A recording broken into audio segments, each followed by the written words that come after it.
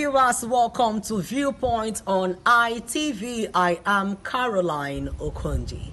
A lot is currently happening in Nigeria, especially in the area of insecurity. So we're going to be looking at the life sentence that was actually given to the IPOB leader, Nnamdi Kanu, and the possible social-political implications that it's going to be having in the country. I am Caroline Okonji on Viewpoint. So let's go talk to some of our resource persons and residents of Edo State to hear what their reactions going to be about this particular topic. I am Caroline once again on Viewpoint. I'm not surprised I was given a life sentence. In fact, I would say that it's even lucky.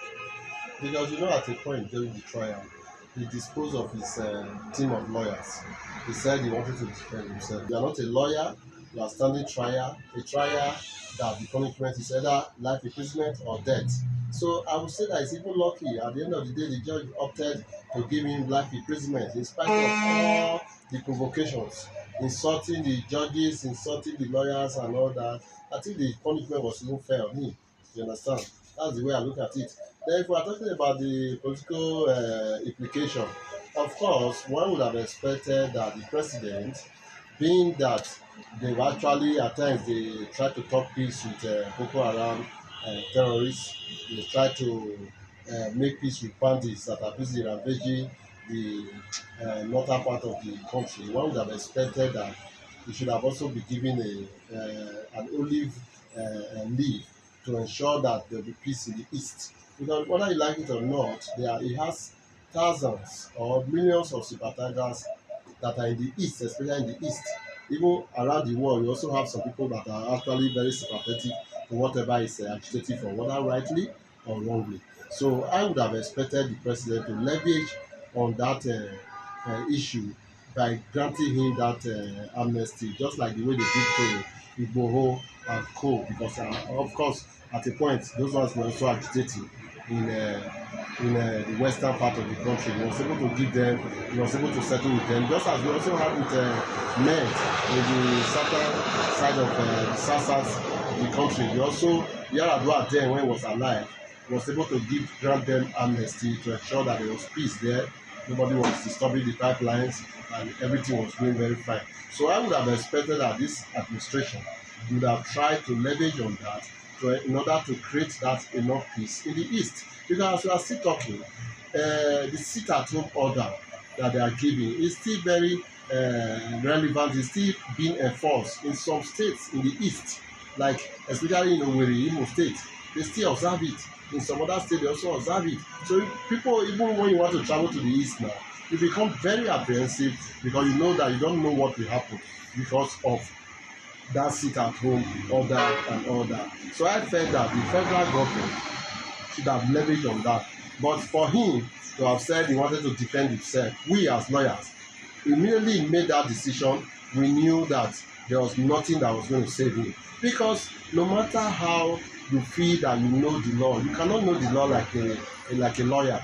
The lawyers would have been able to look at his the case that was presented by the prosecution and be able to raise a very good, robust defense, raise enough maybe probably discrepancies and loopholes in the prosecution's defense that would have warranted him being maybe being discharged and acquitted of this offence. But he opted to say he wanted to defend himself and he never needed lawyers again, and this is where we are. Since the trial started, even when he has been convicted now, we have actually not seen an upsurge in the security situation in the east. So it seems as if people have also accepted that he has been convicted and nobody's saying anything. For now, I don't know. It's possible they might have plans to say they want to come out to the street or to have plans to start demonstrating or maybe attacking government and government institutions and all that. Nobody knows.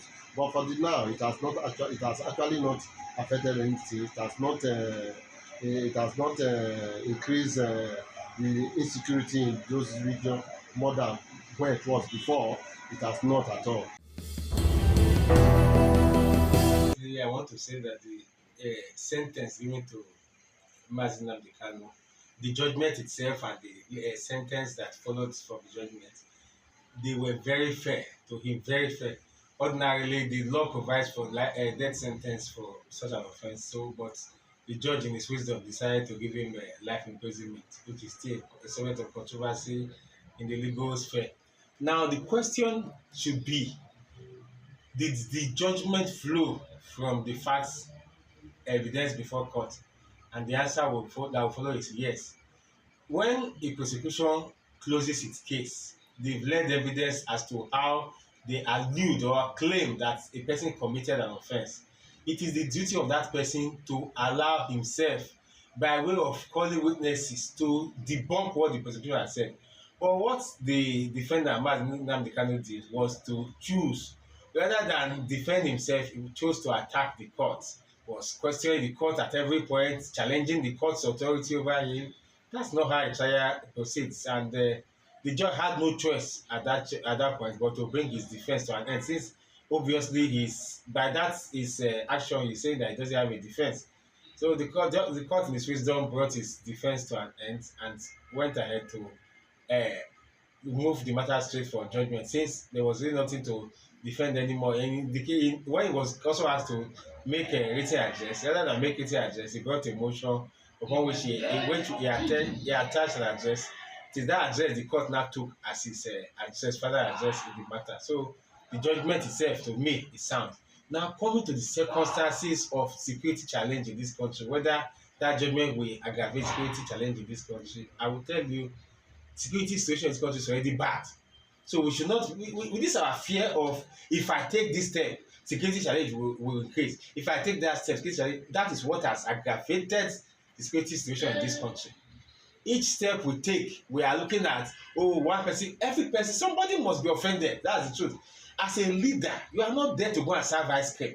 Your job is to go there and deliver justice, no matter whose horse is God. If it is the Igbo man today, give justice to and against him where it's not necessary. If it's an Hausa man, do the same. If it's a Yoruba man, do the same. That is the only issue. The problem people are having is that while you are imprisoning and sentencing Mazi Nnamdi Kanu, you are begging and placarding the Fulanis that are and other tribes that are presently causing mayhem in this country, because we have seen them. Because people they try to say, the filmmaker that made the movie The Head wanted to just bring bad name to the Fulanis, but we see every day on social media the Fulanis, the headsmen, they celebrate their actions, and when you see the ones celebrating their actions in the bush, they are Fulanis. They will show you their captives in the bush. So if all the media space is filled up, TikTok is filled up with Fulani herdsmen that are keeping people in captivity in the name of they are now in charge of security of this country. They are showing off how much they have decimated the security situation in this country. Then you say we should not talk about their tribe. We should talk about their tribe. Every tribe has bad egg, and it should be dealt with as such. We should not look at the tribe's name. Now you talk about how the Igbos will react. The truth is, the Igbo man has suffered a lot in this country. I will not mince words in saying it. The Igbo man has suffered a lot. I was in Jos Plateau State in 2008 when the Jos crisis was at its peak. Igbo man suffered a lot. You know the painful part, when you now go to the police station and the court, when you expect to see a large number of persons that were arrested, you will see them today that over 300 persons are in custody. Come next week, nobody is there. No trial takes place. It's as if we treat this security situation as if it's just two fighting. Two people fought yesterday. We just say, don't do it again. We pat them at the back and go home. People die. Somebody has died. It's not a case of two people fought. It's now a serious offense that must be dealt with all the importance attached to it. In America, one person went and killed somebody in front of the White House there. Killed somebody there. If you see the way the government took it, it's as if they took it as if it is the whole war, as if it was a war. They gave it all the seriousness required. But here, when somebody is killed here, we treat it as if it's foul that was killed.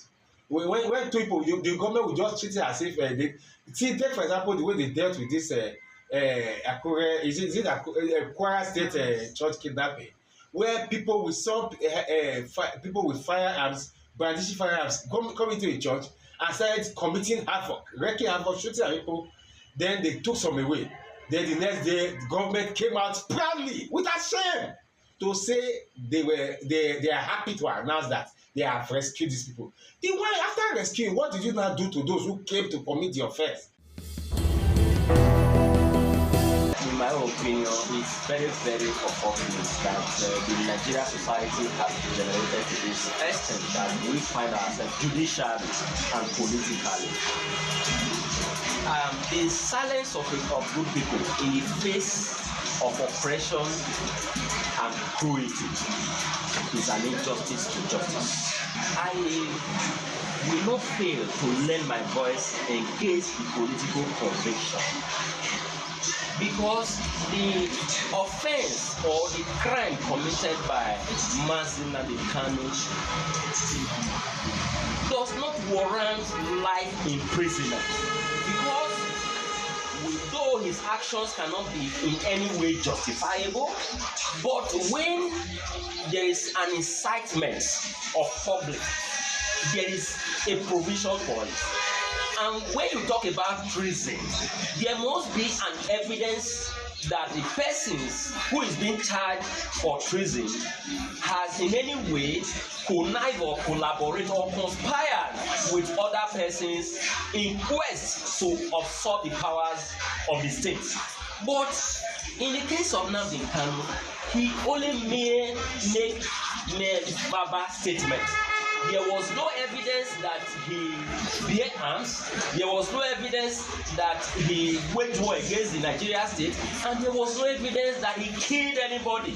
So why should he be sentenced to life imprisonment when we have seen recently that the so-called repentant Boko Haram who have killed, who have raped, who have kidnapped, who have waged war, who have committed genocide, we are being forgiven, so to say, by the Nigerian state and be infused into the Nigerian military formation. That's to say, they were granted presidential pardon. These are the persons who have openly killed, who have steal, and who have destroyed. We have equally seen another terrorist who were arrested, charged to court, and was given just 20 years imprisonment. Meanwhile, in the case of Kanu, someone who have never been seen bearing arms, who have never seen been killing someone, who have never seen destroy anything, was sentenced to life imprisonment. I have this to say. This is a political convention, not a lawful or a judicial convention. If it were to be in accordance with the law, he would have been given 5, 6, 10 years, as the case may be, imprisonment, not to be sentenced to life imprisonment. Does his offense warrant life imprisonment? In its entirety, he doesn't warrant life imprisonment. Like I have said, I condemn his actions for inciting violence, but that offense does not warrant life imprisonment. So the Nigerian actors, the political actors, should look into the conviction and the processes so that it doesn't lead to or compound the socio-political unrest in the eastern part of the country and other part of the nation. So the Nigerian state should be very careful, because we have series of insecurities that the state is trying to deal with. They shouldn't compound the problem. I think what the federal government is trying to do, everything happening about Nnamdi Kanu is purely political. It is not in accordance with the law. Yes, the Nigerian government have the right to transfer him to any correctional service, maybe for the purpose of his safety, because they are also fearful that the Biafran agitation might also have plans or motive to get into the prison and rescue him out of prison. Perhaps that would be the government fear. Again, I am not also comfortable that transferring to the northern part of the country is also safe or politically wise enough, being for the fact that the northern part of the country and the eastern part of the country have been at loggerhead. We remember vividly respecting to what happened during the Civil War. So we don't want a situation whereby even the bandits or those in the north that doesn't have the good interest of the east will also get at him in the prison, because if he dies in the prison unjustly, that will amount to series of insecurity if it will not warrant another civil war in this country. Treason or levying war against the state could likely take death or life imprisonment. If you see what the consequences of the actions of indigenous people of Biafra has taken a toll on the southeast, some people have died.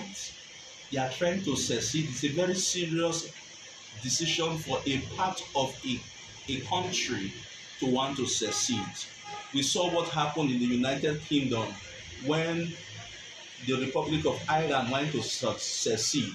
The United Kingdom fought tooth and nail to ensure that they stop it, although eventually part of Ireland seceded.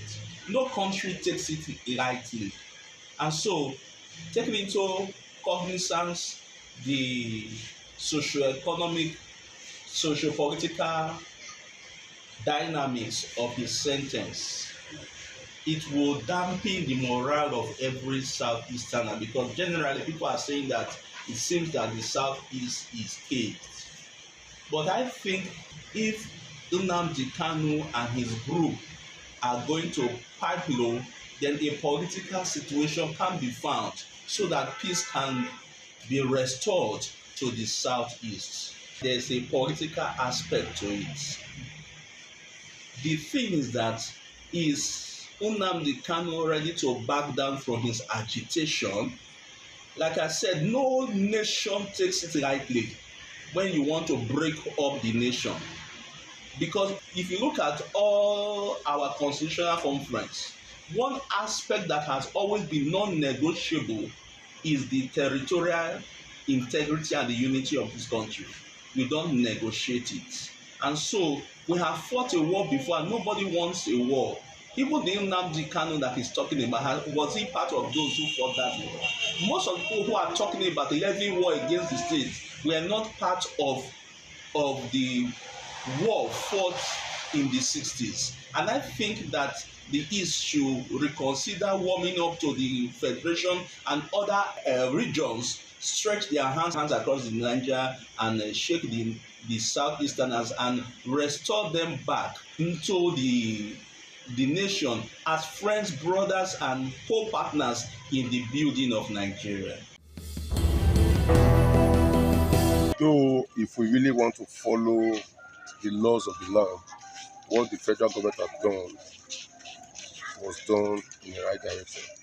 But we can also say that sometimes the father used to beat the child, is the also same hand to bring that child back to the body. What Nnamdi Kanu did, truly we can say it's wrong, because you cannot shout war in a country and don't also expect the consequence.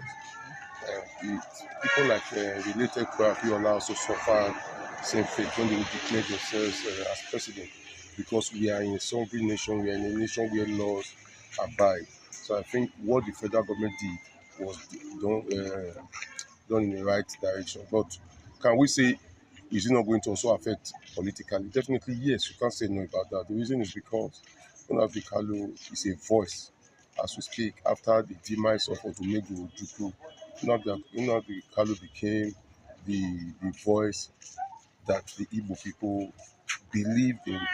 60% of them believe in the cause of Nnamdi Kanu. So it's also going to disturb the political calculation from that angle. And taking him to the area where, to me, it's not also safe for the very just now, was also something done in the bad faith. But what their excuse is that if they put him in Kuje prison, it's going to be a sort of mecca where people come to visit him. That goes to tell you the type of person that has been arrested. For you to know that if you keep him here, that place is going to be a beehive of activities. It goes to show that person. So I think we will also come to the table of the president to beg, to have leniency, to beg, to say what he has done before can be seen and be forgiven. Because we are in a country where people slaughter, people kidnap, people kill people, show their guns, and nothing is done to those people. The same government that has given out the Kalu this faith will also say those people, we see those people and also negotiate with them, giving them mouth-watering excuses to make sure that what was done to these other people is done in bad faith. So to me, we must be transparent to ourselves. Nigeria does not live in a better tripod. We live in a place where some people carry AK-47s and they are negotiated with, and somebody else is seen with a knockout or a pistol, and the person is charged for illegal possession of firearms. So it's a country where the laws are for some people and the law is for some people. So to me, the federal government should see how best Nnamdi Kanu issue should be nipped on the bud, not to cause another worse off crisis in that eastern region. First and foremost, commend the judge for taking such a stand in such a very, very sensitive case. We all knew that the case of Mazi Nnamdi Kanu have lingered for this long. I think he was first arrested in 2015, and on and on and on, and the judgment came just a week or so ago. Be that as it may, I think I wouldn't want to belabor myself with the issue of secessionist agitation for states their own right of self-determination, which of course is a rule of customary international law, and it is also enshrined in the International Covenant for Civil and Political Rights of 1966. I think Article 1, Sub 3, that they have a right of self-determination, but there are laid down rules and procedure for that.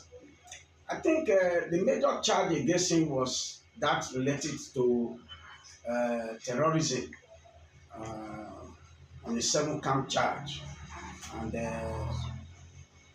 we are looking at the Terrorism Prevention and Prohibition Act of 2022.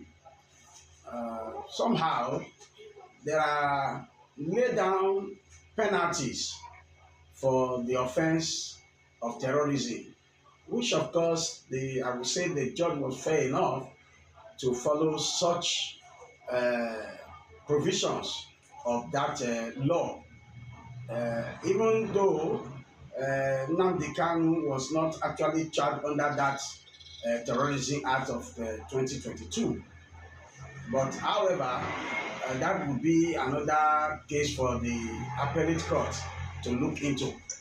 Then, looking at the socio-political aspect, for now, it seems to be calm, but I am sure that by the time they go on appeal and the case begins to go otherwise, there's going to be a kind of uprising, especially in the southeastern part of Nigeria.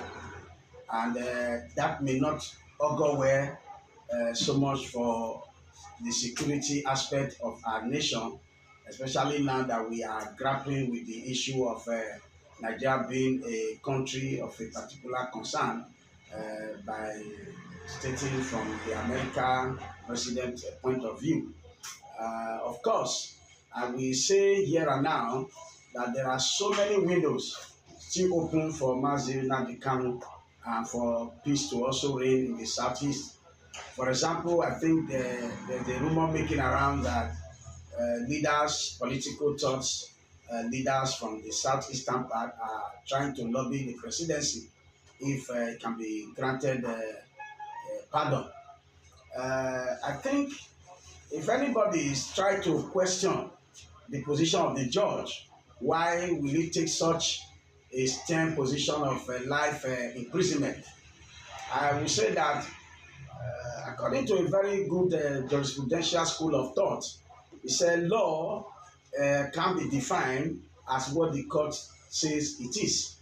So I believe the judge also follow that line of wanting to look at the law of terrorism and see that Nnamdi Kanu is given just what he deserves.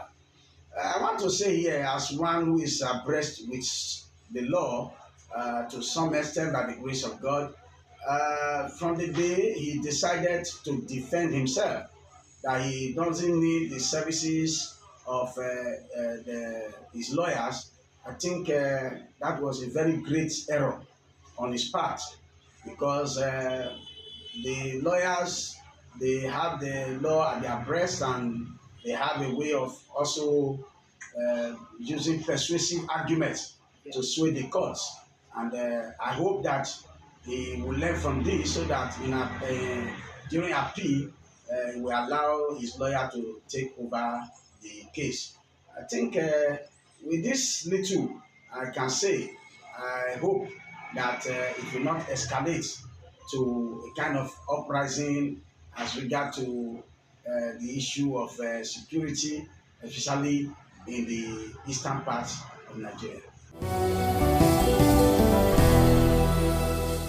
Having heard all that has been said from our respondents about the judgment that was actually given to the IPOB leader, some are of the opinion that it was a well-deserved judgment, while some are saying that the judgment should have been treated with human face and that he deserved to be pardoned. It's Viewpoints on ITV. I am Caroline Okonji, and bye for now.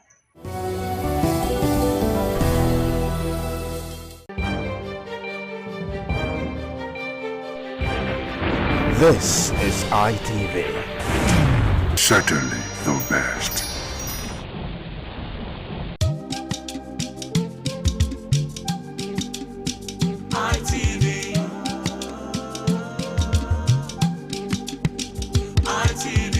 ITV, certainly the best.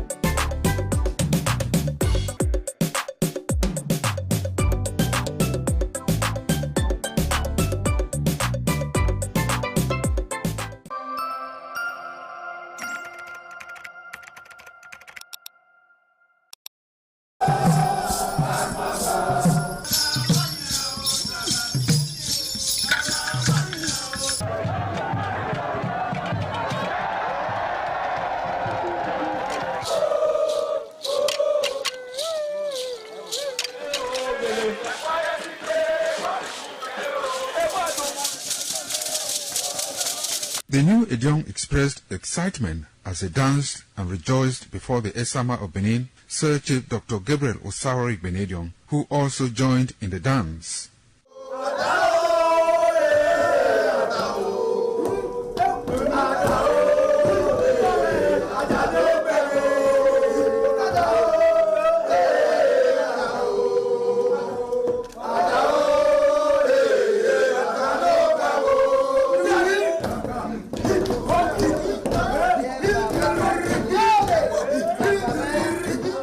As visiting and paying of homage to various homes of senior elders continued, the initiates spent 7 days performing diverse kinds of rites as required by tradition. They were furnished with rules and regulations regarding their new office as Ejong.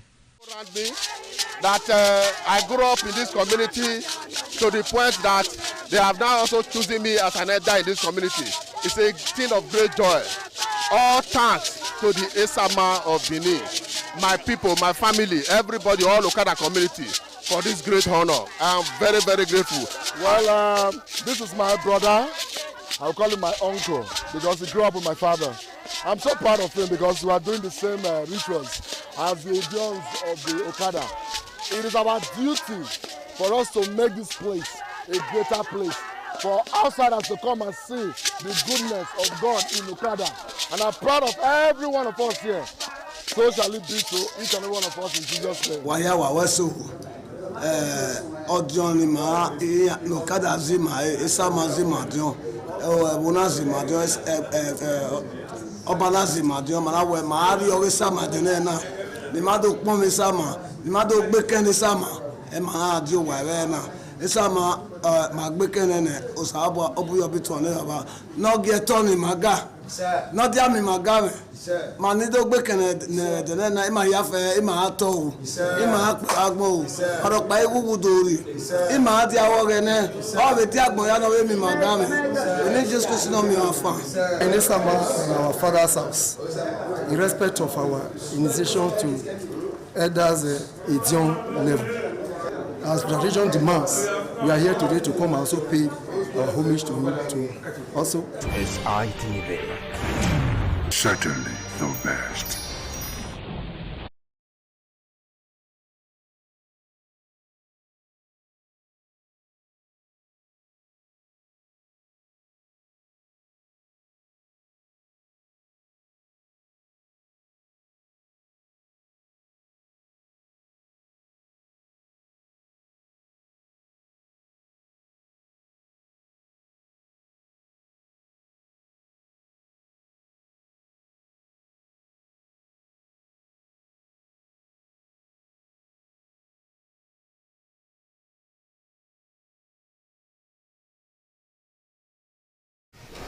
Thank you so much for staying. If you just joined us, this is International Forum, reaching you live from Benin City, Edo State, Nigeria. I am Wilson Omasha. Today, it's all about extremism, its impact on global peace. We're zooming into what transpired in Australia, where a father-and son went berserk and opened fire on persons that are of different religion. Yes, some lost their lives. Some are in the hospital. But it took someone also in that particular religion to disarm his brother in quotes, to show you that really when we talk about humanity, it cuts across creeds, tradition, religion. But still, we have extremists. With me here in the studio to talk about this, he is a clergyman, political analyst, political affairs commentator. Join me to welcome Reverend Chris Imiole.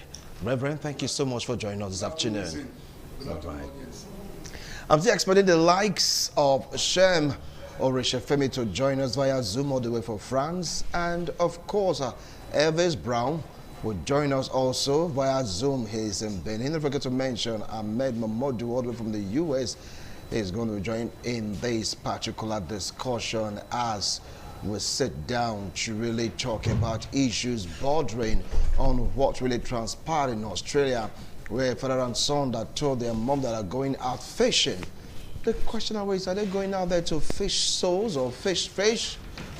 I don't know. Many questions are begging for answers, but this is not the first time it's happening.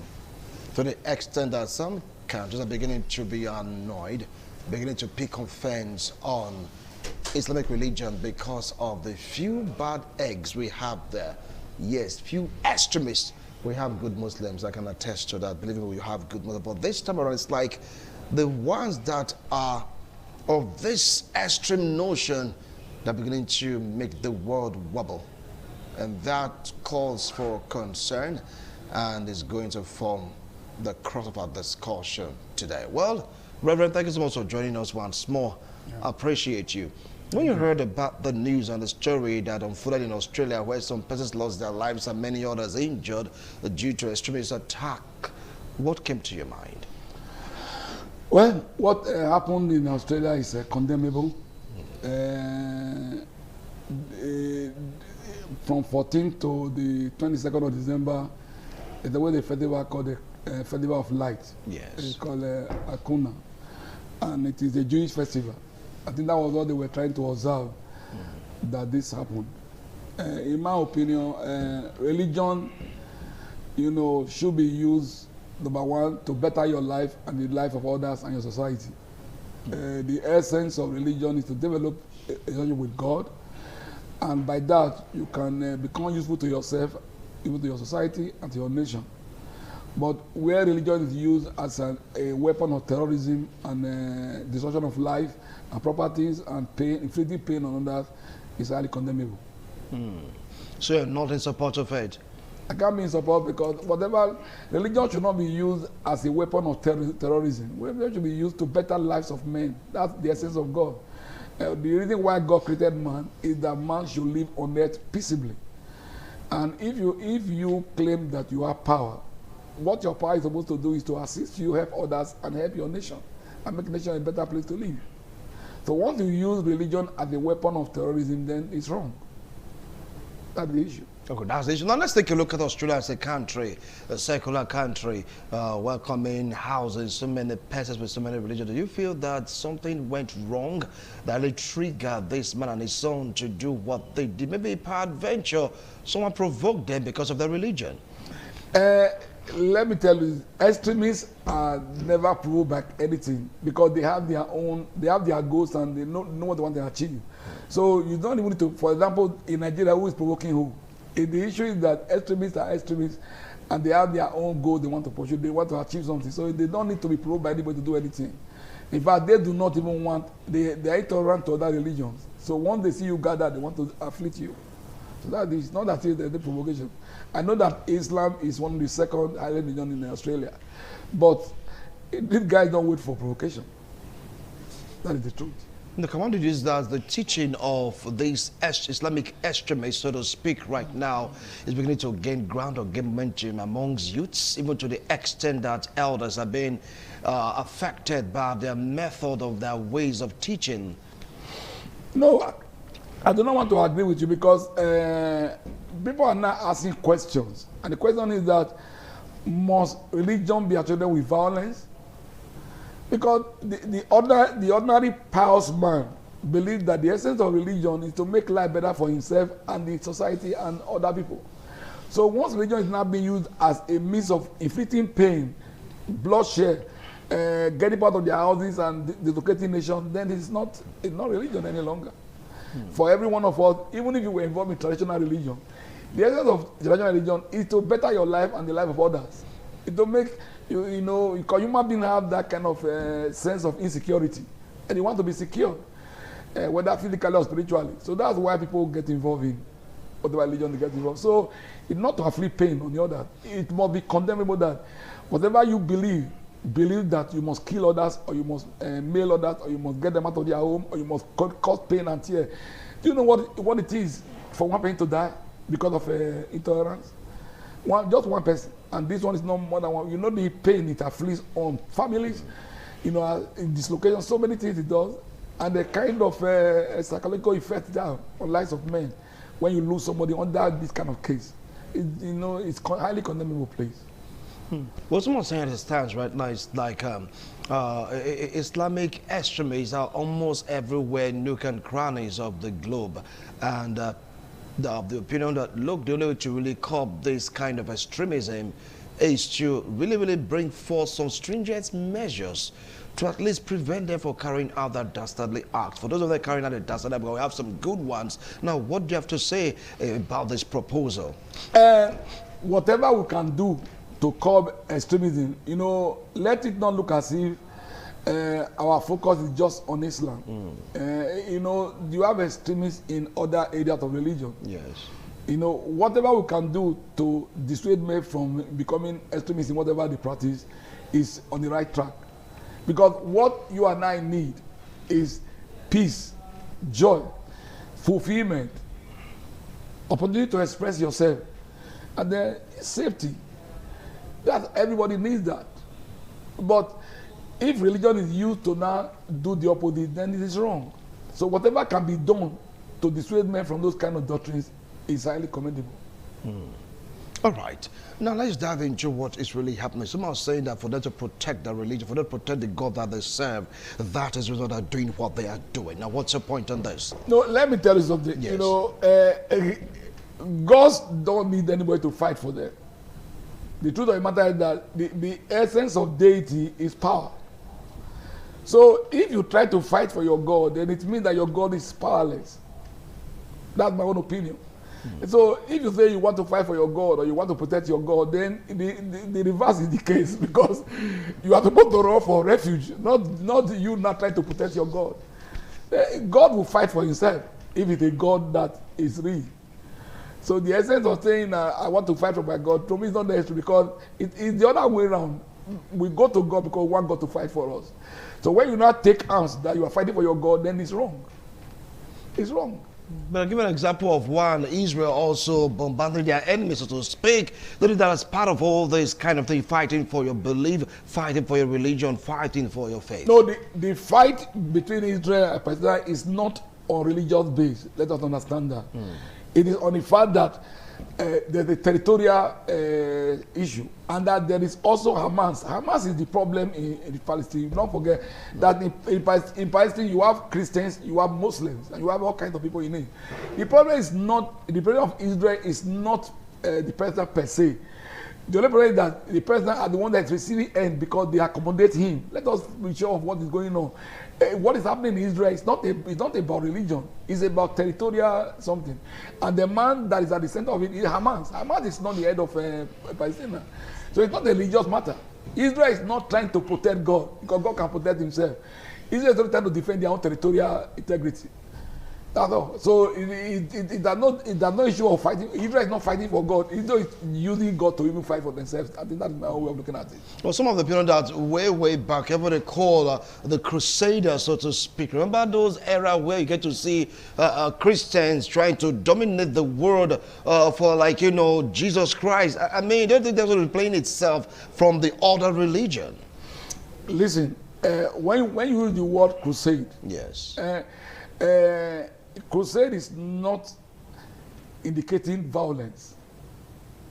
What everybody is against is whatever brings violence and terrorism. And the essence of the crusade is not just to, you cannot violently take a people for a religion, because religion is supposed to be a thing you do willingly. You cannot, for example, you can't coerce me to any religion. Religion is done willingly, and you are supposed to allow people, persuade them. When we use the word crusade, it's not as if we are going there to violently make them Christians. We are trying to persuade them. That's what the word crusade does not indicate violence, please. The word crusade means that you are trying to persuade them and, you know, appeal to their conscience and make them see reason why they should believe in Christ. But killings were done in the name of Christ. We're way back in the time of crusade. Well, I'm not aware in history. Of that. I'm not aware of that. If there was anything like that, then that's the extremists we are trying to talk about. Because the essence, I've not seen in the Bible where God says you must kill anybody to be converted. I've not seen in the Bible. At least I have read the Bible. So there's nothing like violence in the Bible. There's no where God is using violence. God will not even compare you. I will not tell to go and compare others by force to become Christians. Well, if you take a look at the world, generally speaking, you get to see some religious extremists carrying out some of those activities. Germany have got to their own fair share. Australia, you know the story too well. When you take a look at the world, this particular region, Islamic fundamentalists, that's what they are called, are beginning to have their way, even their own sway in some of all these countries. How do you think this is being perpetrated? No, listen now. The greatest challenge we have, the truth of the matter is this extremism that we have right now all over the world. And it's something that we have to, number one, prayerfully and then persuade people. Because if you look at what's going on all over the world, there is that touch of this extremism going around. You know, I was reading somewhere where somebody was saying they should remove the cross from the British flag. He agreed that they are settled, and now you say we should remove. How do you come to a man's own land and you want to compare him to obey you? Doesn't make any sense to you. You are not supposed to be in that place. They allowed you as, because we are brothers, friends, in the name of be friendly to your neighbor. And now you get to that place, you want to now force that people to become it doesn't make any sense to you. So I believe that this is a temporary wave, and with time, it will be off. Are you sure? Because you've been there for quite a long time. I'm too sure of that. That is a temporary wave, because there's an awakening going on over the nations. Of course, I know of an Islamic cleric that was deported that same day from one of these countries when he sees something. So don't think that people are not aware. I also know that in Houston, a particular land was seized from a group when they bought a large piece of land and they wanted to develop it for maybe religious reasons. But I know that that property was taken over by Houston government. So there's an awakening going on. This wave, this one is a temporary wave, my friend. And people are also asking questions. Why must religion be associated with crime? That's what we're asking. And the people are asking questions because, it's like somebody was saying, he asked a particular religion, why is the religion associated with poverty? He himself as a part of that religion said, why must our religion be associated with poverty? Don't you look at the other religion that they are doing well? So that is the people asking questions. To ask questions. Yes. All right. Ask the questions. All right. If you just joined us, this International Forum will go on a break. When we return, we're going to expand on the frontiers of this particular discussion, taking a look at, yes, religion, extremism. How did we really get here? We have some good ones, but these extremists, there really something to really talk about and be careful about. We'll be right back after this break. Don't go away.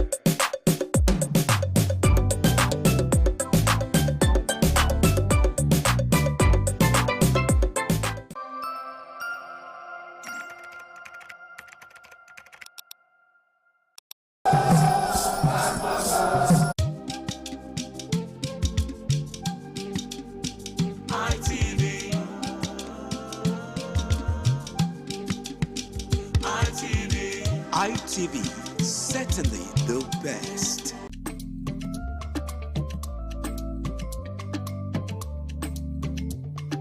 The man went out to bring in thugs to come and beat her. Yeah. In a situation like that, do you think women would have seen that and still want to speak? Really, we're talking that's about. That's what I said. So when they bullied her, Yeah. if she's not bold enough, she will shut up. What is your advice for girls out there that are so desperate to be married? We women, we have to be really intentional about our parenting. If you know a child is being abused, or you see signs, a bruise or a child, it has to be investigated. People barely even breathe when they are going for a shrebi and something. You have to be They smart. can't sit If down. you see where they are dressing them up or dragging up. All right, join us via Zoom. We have Ahmed Mamadou all the way from the US. Ahmed, thank you so much for making our time to join us. Good afternoon. Good afternoon. Thank you for having me on your show. All right. And of course, we have Shem Orisha Femi all the way from France. Shem, thank you so much for joining us.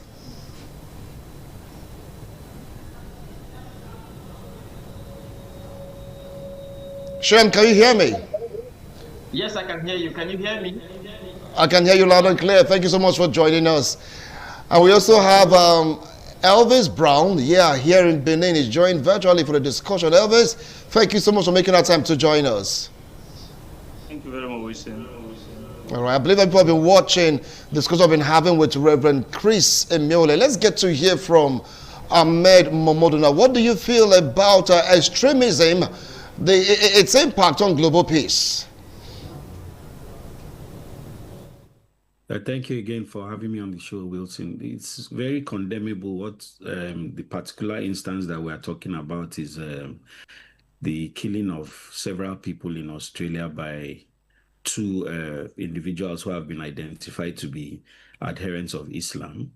And one of them was killed on the spot. One of them survived and is currently being haunted or is being treated or something. I'm not actually following that. It's too distressing. But then the other issue, the highlight of some of it was that the person who attacked who was able to subdue one of the attackers was also an immigrant Muslim himself. So some of these narratives are a little bit disturbing when you take a fanatic and then ascribe a particular religion to him and then run with that. Islam in itself condemns any acts of terrorism, particularly against innocent people, and you are not supposed to be killing people randomly. So the advent of the ISIS and then attacking the Jews and Islam, anti-Semitism is a wave that is growing in Australia, which the Australian government has tried to address following this shooting by trying to enact some laws that prevent the ease of acquisition of arms and how citizens have access to those arms. It will interest you also to know that the attackers were found to be immigrants from India, and even their background, though a little bit sketchy, has been proven that none of them have real ties to their home states. So these are people who have been somehow radicalized by the Islamic State, and we find that to be happening a lot. But the movement is gaining more awareness in people, and there's a pushback against some of the activities that the people adherents are doing. So it's condemnable. It's very disturbing that even any of these incidents are happening, but we all need to continue to be aware and preach against all these things that are going on worldwide. Thank you so much. I'll definitely come back to you, Mamadou. Let's get to hear from Shem. Shem, what do you feel about this? Talk about the Bondi experience, the Bondi Beach experience in Australia, extremism and global peace. Thank you very much. For me, I see this as a conflict of ideology. I don't know if I should call it recolonization, but it's a new phenomenon because I think in the 70s and maybe 80s, such things were not very common, across the world. So it seems to be gaining more. It seems to become more rampant these days, and it's very, very worrying. If you look at only in 2025, I've been able to remember and record several of such incidents. this is not the first incident for this year. I'm just talking of 2025. I'm not talking of other years now. For example, on the 1st of January in Louisiana, a man,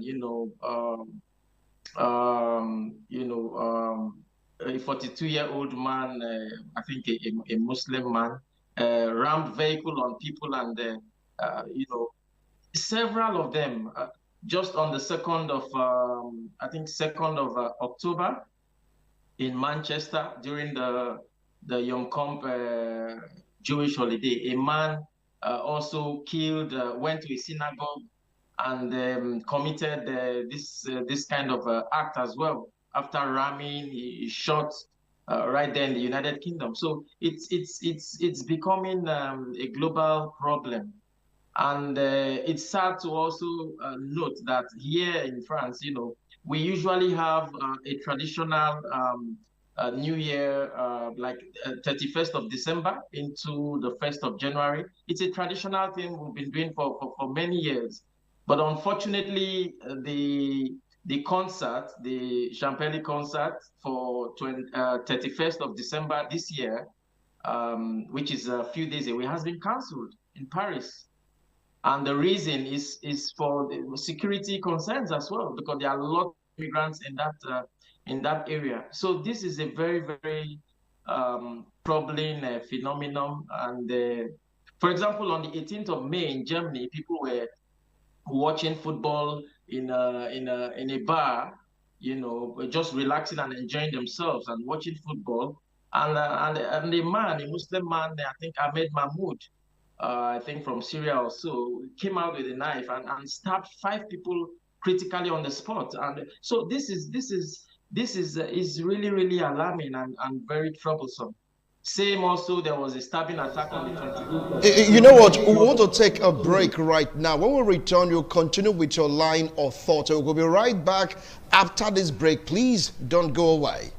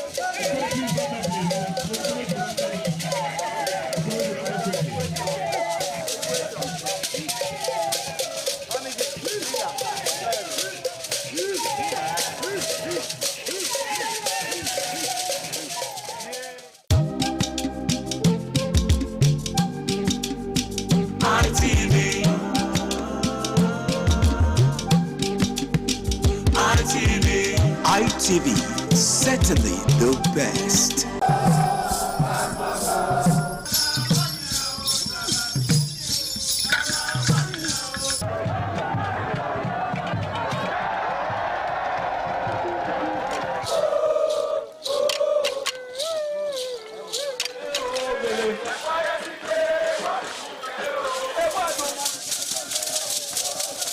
The Ekoko masquerades from Ute village, whose cult is connected with Obaeware and his mother, Elere, appear on this occasion to bless the Oba. Ekoko is a ritual masquerade that dances to please the guests and the Oba.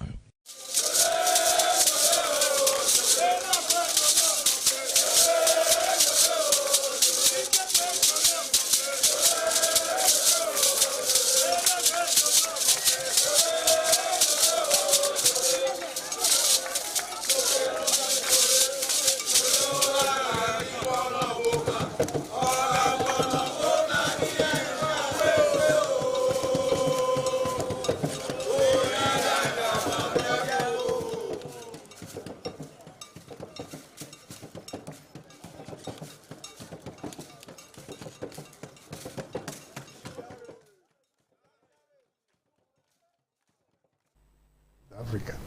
Thank you so much for staying tuned. Just join us in the International Forum.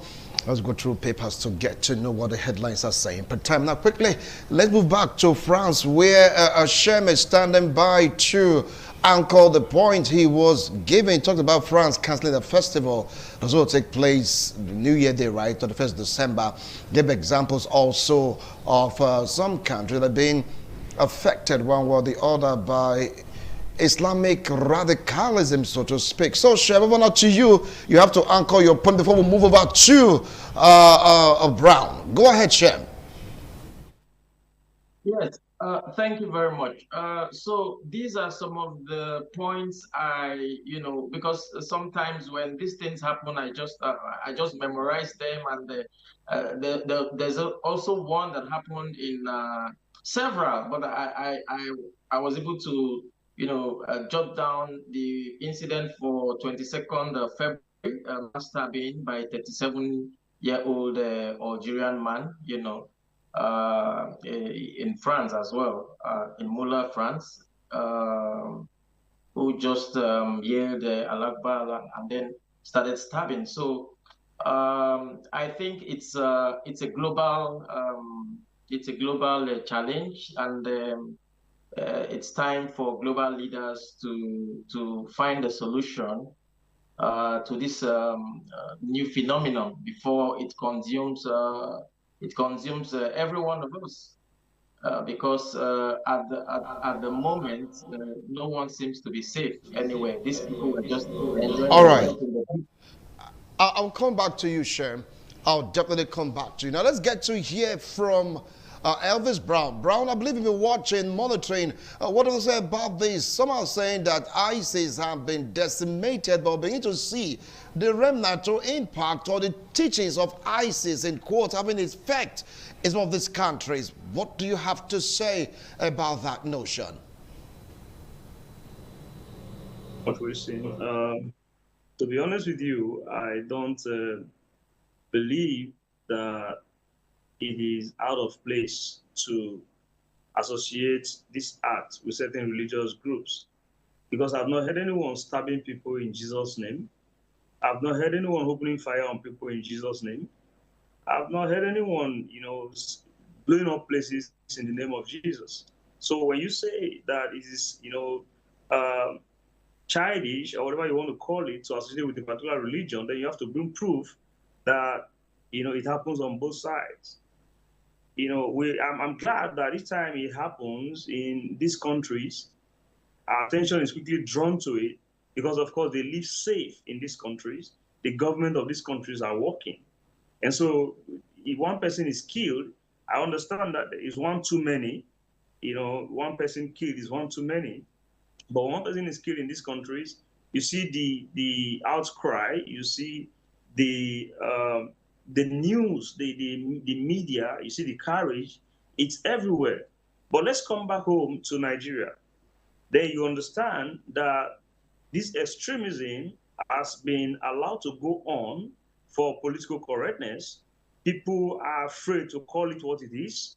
People are afraid to give it the name it actually bears, to be politically correct, not to be seen as being someone who is racist on the basis of religion. And so they are careful trying to want to be correct politically. And so you see things going on and on. In Nigeria, a community could be rounded up and over 200 people are murdered. And, you know, it's not even on the global news. Recently, a Christian girl was to be forced into a marriage with a Muslim guy in the north. And when she refused, her hand was cut off. Someone just sent me a video yesterday of 4 children of the same parents that were murdered. You know, so these things are happening on a daily basis, on a regular basis. And I thank President Trump for eventually calling it what it is, that, you know, Christian genocide and all that.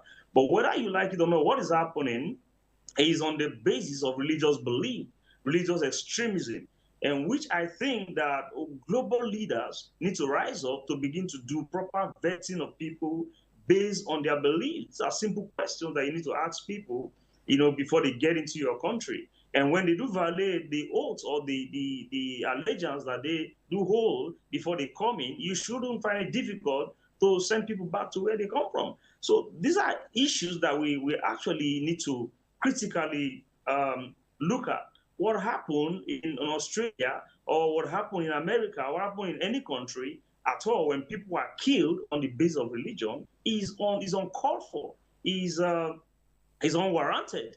And so I think that we need to look at it from the angle of religion. You hear people shouting Allah Akbar before they kill people, and you're saying it's not a religious thing.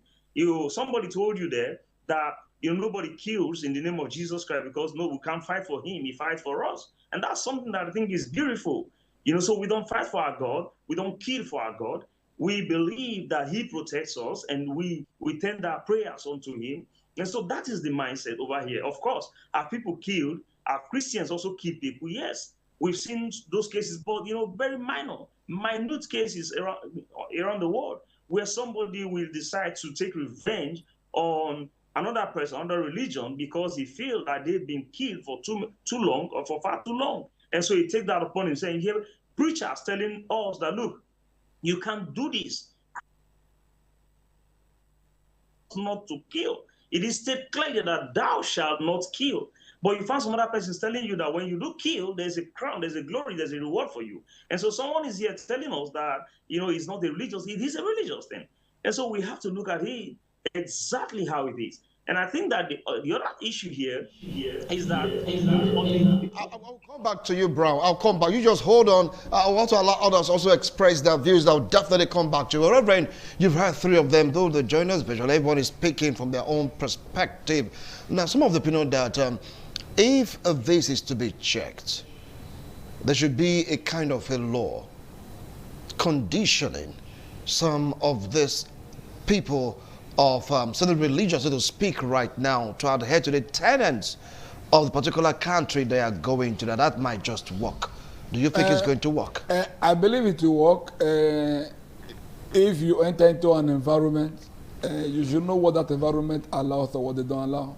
I know that if you enter into any country, for example, if you enter into America, you just maintain. You don't maintain, the America will maintain you.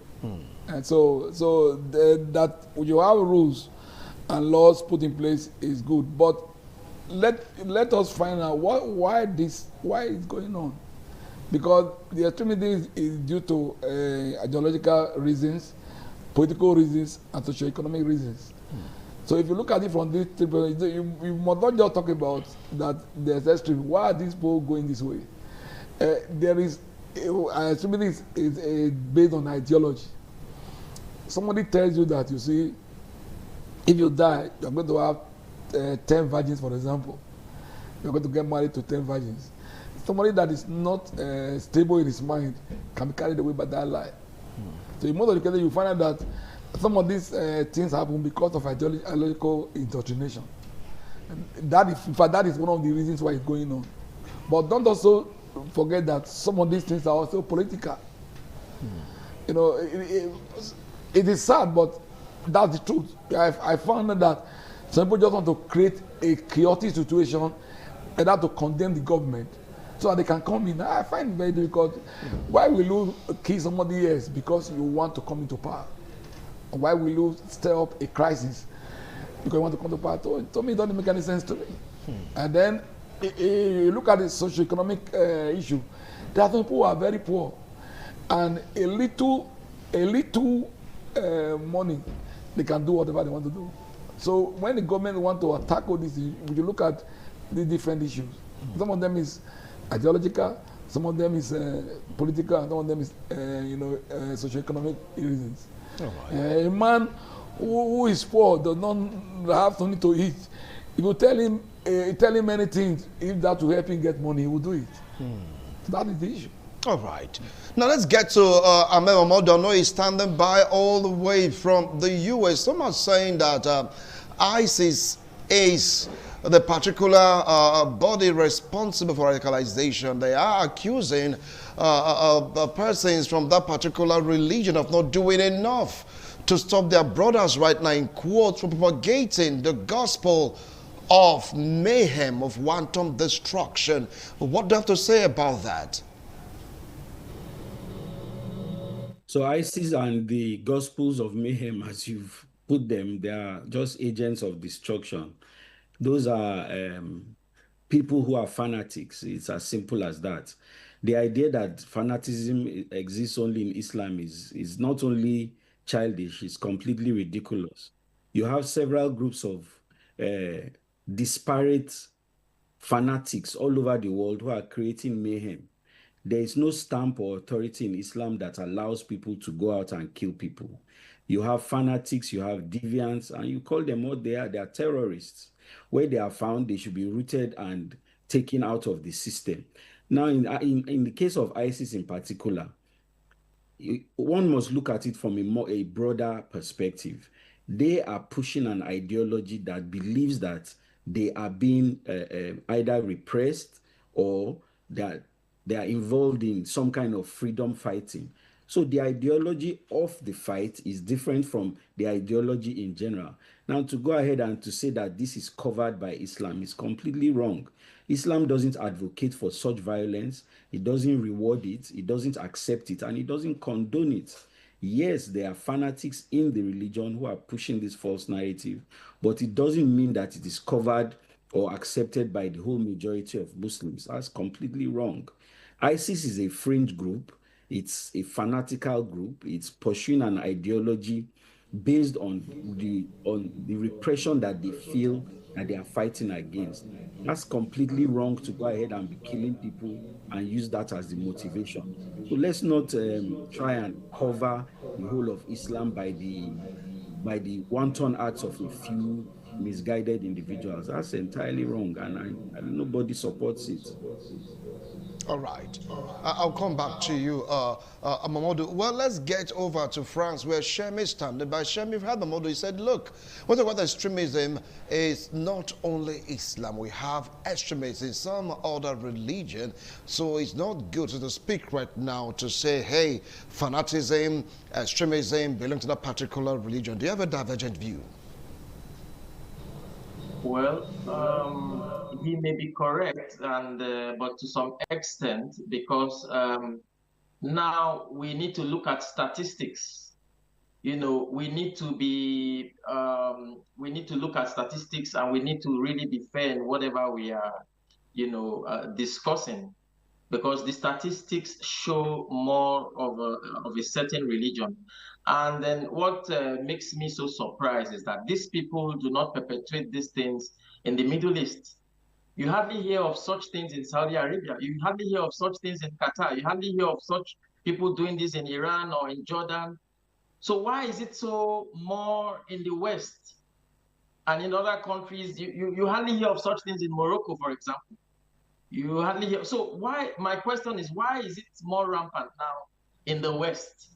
So why don't these people go to places like Saudi to do these things? And the answer to some extent is clear, because some of these Middle Eastern countries ban all this radicalism. It's banned in those countries. You can't do it. So I really don't understand why they are exporting these to Western countries. And then also, I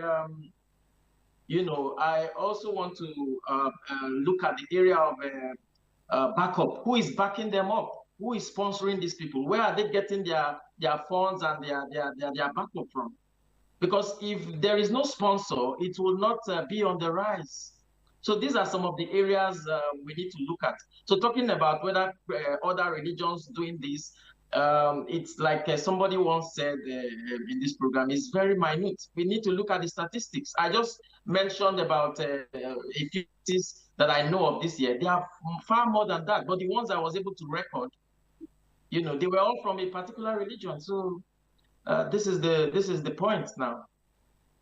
All right, I'll come back to you, Shem. Let's get to hear from Brown. Brown, you heard him. It's like the disparity between, how would I put it now? When you talk about data analysis, from what Shem said, he said the largest chunk of, how would I put it, religion extremism, so to speak, falls on a certain religion vis-a-vis Islam.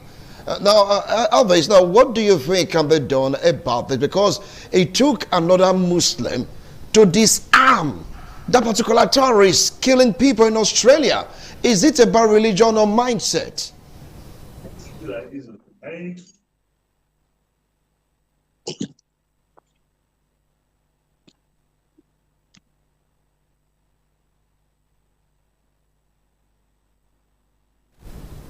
Can you hear me? Elvis, are you there? All right, if we're able to respond, call up with Elvis, definitely we'll get to it at some point. Well, I'm going to throw the question to you, Reverend. I mean, talking about this abusing of the mind and this particular thing being, how will I put it now, hacking to, or so to speak, a particular religion, because it took another Muslim to disarm these same terrorists terrorizing people. Is it about religion or mindset? I seem to sympathize with Mr. Momo when he was trying to, explain himself about this unbelief concerning the situation. Unfortunately, most of these extremists is done under the guise of Islam. That let us be truthful. If you look at the history, what is going on, most of this is under Allah. And Allah, as we know, is a major thing in Islam. So that's the issue. So, in my own opinion, I believe that the Muslim clerics who do not believe in this kind of life should increase their teachings and voice on this matter. You will find out that in Nigeria, how many Muslims, let us be factual, how many Muslims are directly confronting and dissuading this kind of thing that's going on? That's the question we have to ourselves. So that is the truth. So if you want to isolate Islam from the issue and believe that these guys were radicalized, and believe that these guys were misinformed, or they have a wrong ideology, I also believe that for other Muslims who believe, contrary, they should have letting out their voice more. If we have done that, this thing will stop. You find that they don't talk, they don't condemn, they don't condemn, they don't support. Then wherever you have that kind of situation, it will not work. It can send a signal that they cannot come in the public to say that they're an approver, but again, technically they're not against it. That's the issue. So, if you want to isolate Islam, yes, I believe that there are some good Muslims. Yes. I believe in them. I believe in that. But what I believe will help is the fact that to exonerate the Islamic religion, one of their clerics who don't believe in this kind of thing should kick against it. That is the issue. And then on the approach by the government, like I said, there's a need for the government to deal with the issue of socio-economic factors. And that's very important. Because like I said to you, a poor man will do anything for money. and somebody that is not educated will be easily misinformed. Because you have one wife here, you can't take care of one wife. You are talking about 10 virgins when you die. It doesn't make any sense to you. If it's possible that you are going to give it 10 virgins when you die, can you maintain one wife here? First, how will you maintain those ones if you get there? So, you know, you are poor here, you can't maintain one wife. They are telling you that when you kill anybody, you go and get 10 virgins. Who take care of them there if there's anything like marriage there? So, sometimes you find out that between all these factors, although poverty is involved, and that's what I'm telling you, and lack of education is also involved. All right. Now let's get to Ahmed Amodu. Well, from what Reverend said, he said some Muslims don't believe in this kind of killing or extremism. They don't speak much on this particular matter. Some of them choose to shy away from it. They don't support, they do not condemn. They don't think that it's high time they started condemning this kind of killings. What do you have to say about this, Ahmed?